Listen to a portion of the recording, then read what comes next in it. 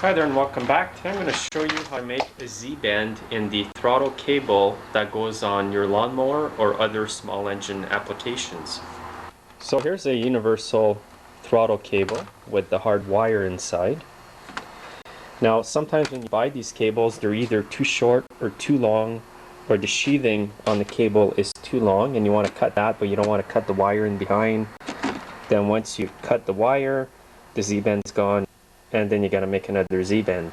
So I had a request for a video to do this, to show people how to make this little Z-bend here at the end of the cable. Let's say your cable was really long and you had to shorten it. First of all, you would cut the wire inside with a really good pair of side cutters. I got a pair of channel lock pliers here, and just snip it.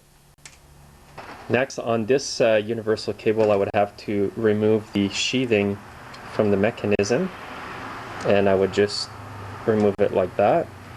Take this Z-bend out of the mechanism, pull out the wire far enough into the sheathing so you don't cut the wire.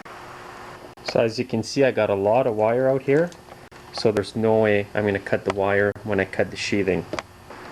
Now to cut the sheathing, these will work. You could also use a small pair of bolt cutters like you see on the wall here. So once you've measured the length of the sheathing, just cut it, and just push the wire back into the sheathing.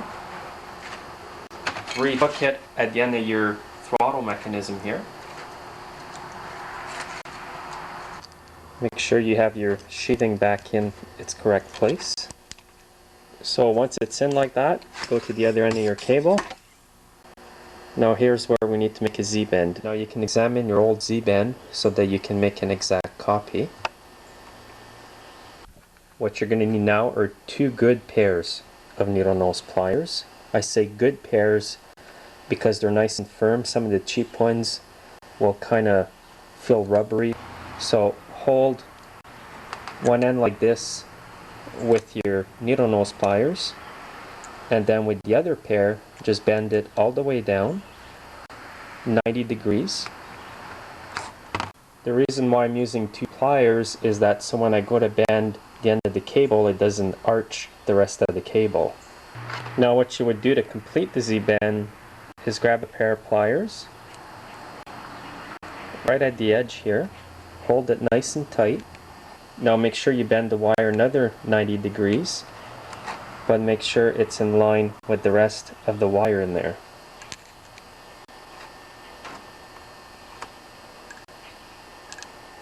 If it's not perfect, you can go back and rearrange it. So here it is. Now you can make a Z-bend with the space not as large right here, and I'll show you how to do that. So again, I would hold the wire with both pliers, bend it 90 degrees.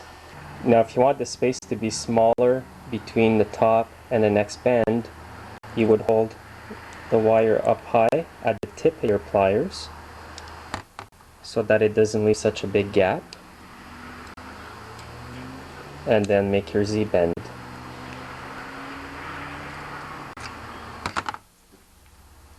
It's not totally straight, just simply squeeze it with the pliers like that, bring it back, and now you've got another Z-bend. What I've got here is a lawnmower that I've previously made a video of, so I'll just show you how the Z-bend would work in this case.